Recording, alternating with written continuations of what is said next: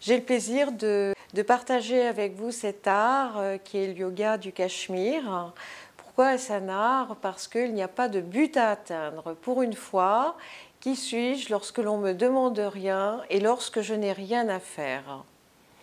On va voir que dans cette disponibilité corporelle va se révéler toute une modulation de mouvements internes qui va nous libérer des antagonismes, des tensions que nous n'avons pas l'habitude de percevoir.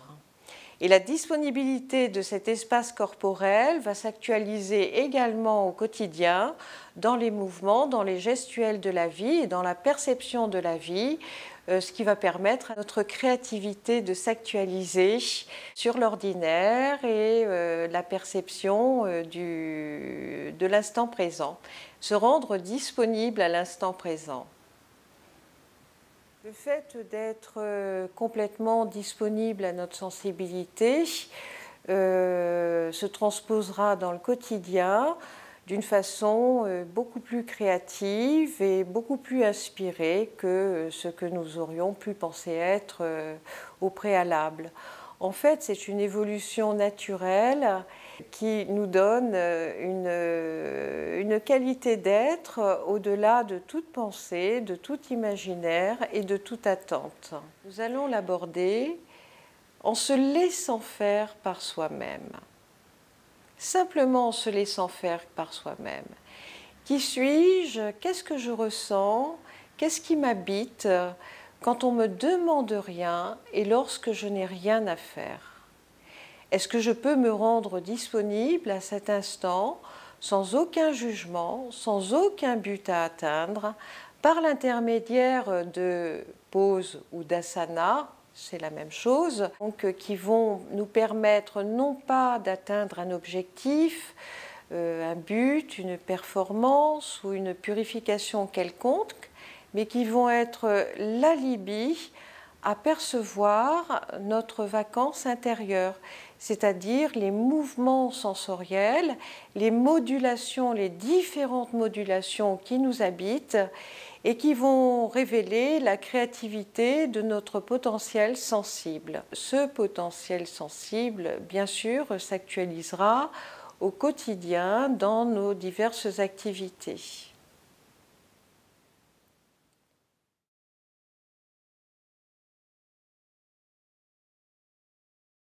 S'asseoir confortablement,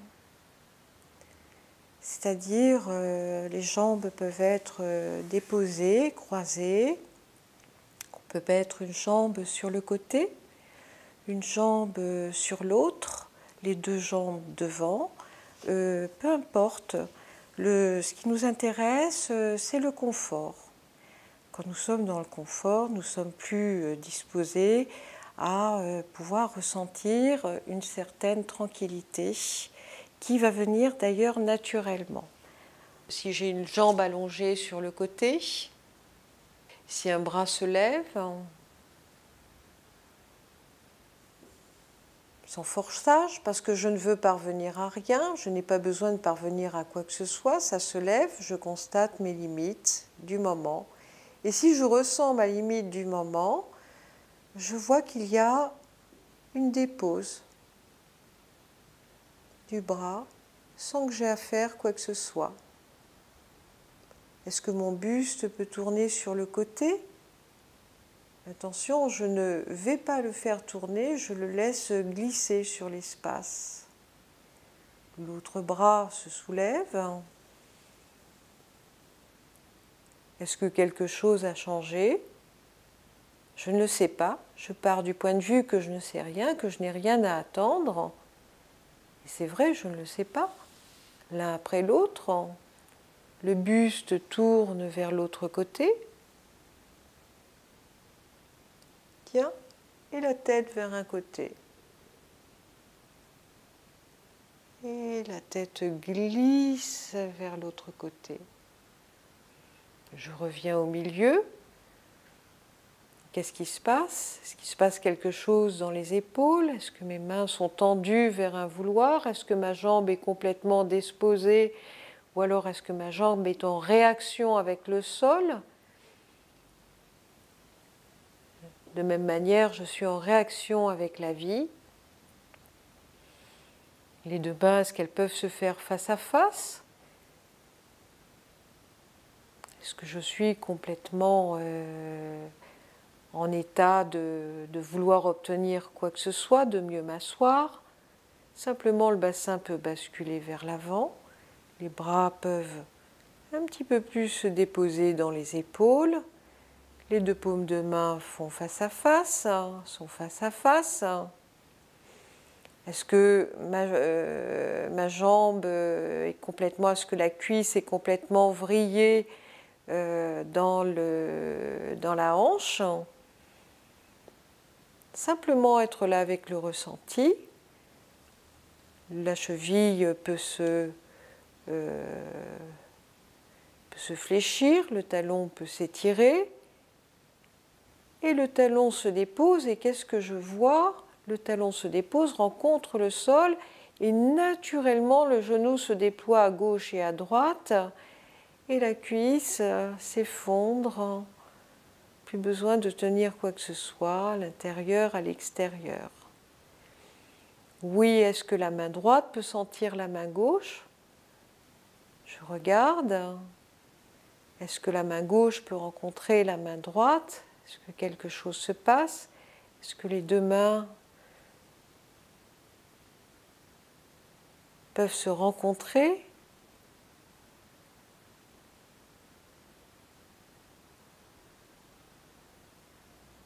Oui, les deux mains sont en contact avant qu'elles se déposent l'une sur l'autre. J'observe.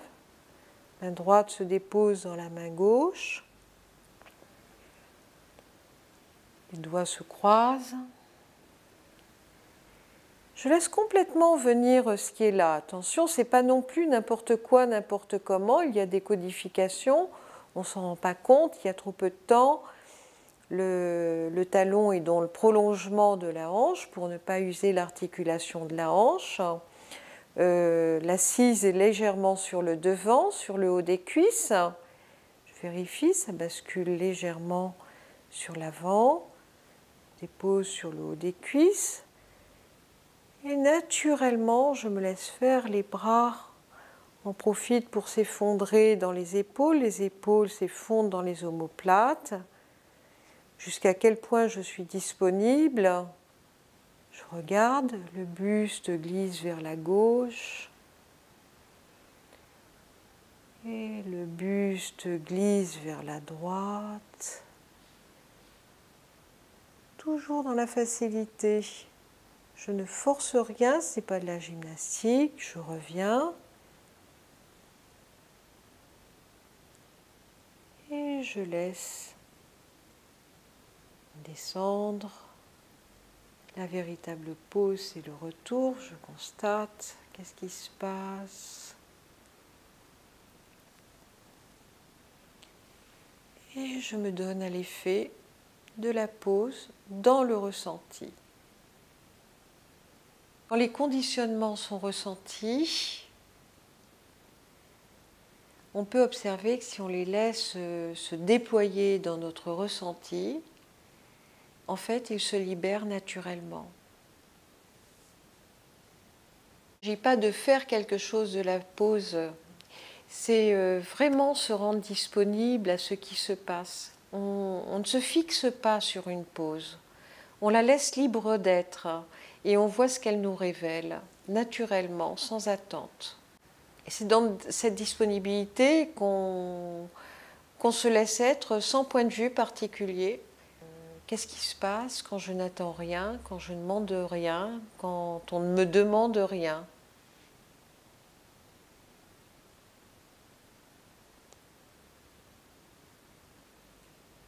Et je laisse totalement ce ressenti se déployer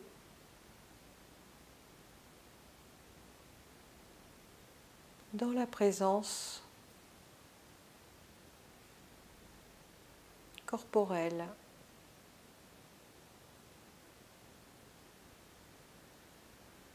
Et ça devient une présence consciente, parce que le ressenti se déploie dans tout l'espace corporel. Je me laisse totalement disponible. Voir ce qui est. On peut voir que le va-et-vient du souffle va venir balayer de haut en bas toute la ligne frontale, tout le buste, et va se déposer petit à petit, de plus en plus profondément, et va venir vivifier le ressenti des points de contact avec le sol à l'expiration. Puis on observe que l'inspiration revient, que cette inspiration nous paraît claire, nous paraît tenue, etc. En tous les cas, il y a quelque chose qui bouge, il y a quelque chose qui se révèle dans une mouvance, dans une modulation sensible interne.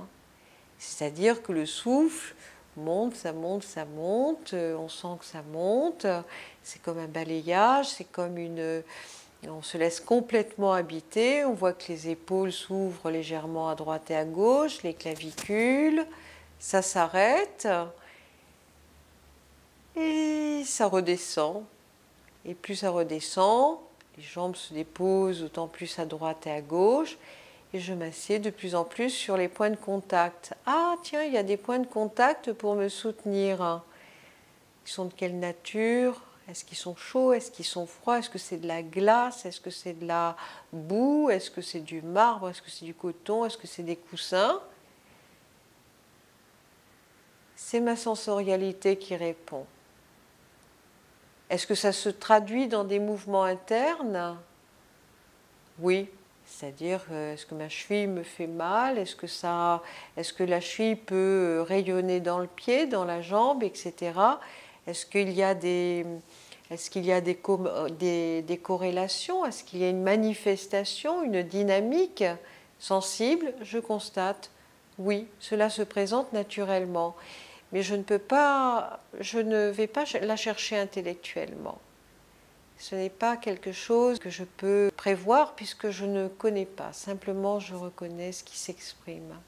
L'écoute est une pure sensation. Et l'observation, c'est de reconnaître cela. Mais à notre insu, c'est-à-dire qu'on voit que l'écoute révèle de multiples mouvements internes que l'on ne peut pas calculer. Et révèle aussi nos limites, nos blocages et ce que l'on rejette. Mais est-ce que l'on peut aller très délicatement? Est-ce que l'on peut laisser intervenir ces souffrances, ces délicatesses, ces limites, ces blocages, sans les caresser, laisser notre écoute venir les caresser, simplement, sans forçage, pour simplement écouter ce qui se passe. Et si j'écoute complètement ce qui se passe, si je laisse l'attention venir s'exprimer, je vais voir que d'elle-même, elle va se libérer dans l'espace qui m'habite, dans la disponibilité qui m'habite. Et en fait, tout l'art de cette sensibilité réside dans cette reconnaissance, dans cette compréhension, qui ne peut pas être imaginée ou calculée. C'est pour ça que le mouvement n'est pas un but à atteindre, n'est en aucun cas une performance, mais nous permet de voir comment cela fonctionne. Et on emploie le terme de cela parce qu'on ne sait pas. Qui suis-je dans cet instant? Est-ce que je peux laisser venir ce que je ne connais pas ou est-ce que je vais me référer à une mémoire, à une recherche de compréhension, à une volonté de parvenir à un but? Simplement, je prends note, je regarde ce qui se passe, comment je fonctionne. Sans aucune attente, et c'est une investigation, c'est une exploration. C'est-à-dire, dans une exploration, je ne sais pas à quoi m'attendre la seconde d'après. Je suis complètement avec ce qui est là. Et je laisse cette reconnaissance se déployer dans ma conscience, c'est-à-dire dans ma présence sensorielle. Ma présence sensorielle, petit à petit, cette présence devient de plus en plus évidente et consciente. Et là, j'observe qu'à chaque fois que je suis vraiment disponible à ce qui me présentait, les limites, s'il y a des limites, ce qui se manifeste va au-delà de toute pensée ou de tout ce que j'aurais pu calculer ou manipuler.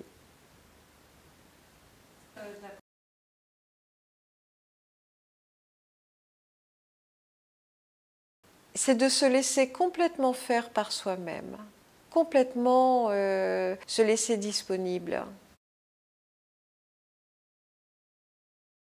Ce qui est vient nous trouver. Il n'y a rien à trouver.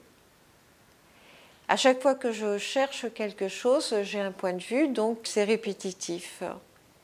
Là, ce qui nous intéresse, c'est la créativité, c'est la beauté de l'instant qui nous habite.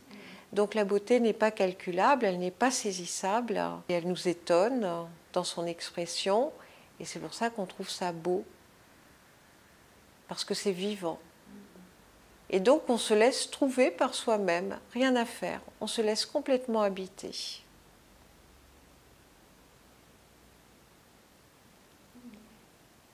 C'est pour ça qu'on peut dire aussi que c'est un art de l'abandon, c'est un art de la disponibilité, c'est un art de la sensibilité, c'est un art de l'immédiateté. Parce que je n'ai pas de point de vue, je n'ai pas de but à atteindre. Ce qui m'intéresse, c'est tout de suite, immédiatement, qu'est-ce qui est là. Mes mains comme ça, l'index est déposé sur le pouce, est-ce que je peux le sentir? Quelle est la rencontre? Est-ce qu'ils sont appuyés l'un sur l'autre ou est-ce qu'ils sont disponibles? Est-ce que c'est chaud? Est-ce que c'est froid? Est-ce que c'est sec? Est-ce que c'est humide? Je commence par quelque chose de très simple et je laisse venir. Pas besoin d'intellectualiser pour ressentir. C'est le ressenti qui vient nous trouver, c'est naturel. Donc je pars de ce qu'il y a de plus naturel en moi, c'est-à-dire ressentir.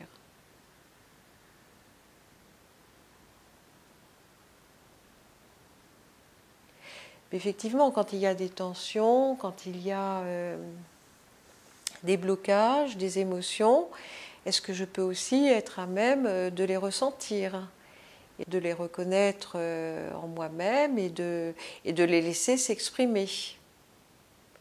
Je vois que la tension, le blocage que je recherchais à libérer, en fait, vient me trouver. Et dans cette disponibilité, petit à petit, va complètement se déployer et se résorber. Parce qu'il n'aura plus besoin de se fixer, de se maintenir en tant que refus, en tant que blocage, en tant que fixation. Mais comme je ne force rien non plus, ça peut se représenter une fois, deux fois, trois fois. Et à chaque fois, on voit que ça change déjà. Que jamais un geste ou une position se reproduit deux fois de la même manière. Qu'il n'y a jamais un instant semblable. Mais souvent, on veut absolument libérer un certain nombre de choses, on veut obtenir quelque chose de soi, on est toujours en train de se tyranniser et on refuse de se laisser habiter par la vie. Et là, il n'y a pas de concept possible. Mais le fait d'imaginer que telle ou telle chose peut être terrible, etc., même si c'est fixé, même s'il y a un blocage, on laisse intervenir une fois, 10 fois et le nombre de fois nécessaire. Et on verra qu'à chaque fois, il y a quelque chose de différent qui va pouvoir se manifester et être reconnu à un niveau tactile et sensible, donc s'exprimer, au lieu de rester complètement fixé et immédiablement maintenu dans une pensée que c'est comme ça et pas autrement. Est-ce que je peux laisser naturellement mes poings se détendre, mes mains se déployer, les bras se déposer, les épaules descendre? Je vois que naturellement les poignets se sont déposés sur les genoux. C'est ça le sens de ce travail. C'est-à-dire que le mouvement va s'actualiser dans mes habitudes au quotidien, dans le sens où tout ce qui se passe corporellement, dans son expression dans l'expression du moment, si je me violente dans une pose pour atteindre un but quelconque, je peux observer que dans le quotidien, je suis toujours à la recherche de quelque chose. Ça ne veut pas dire ne plus être à la recherche de quoi que ce soit, mais c'est simplement constater ce qui est et l'accueillir en tant que tel, à un niveau sensible. Pas besoin d'en faire une histoire. On laisse le déploiement se faire.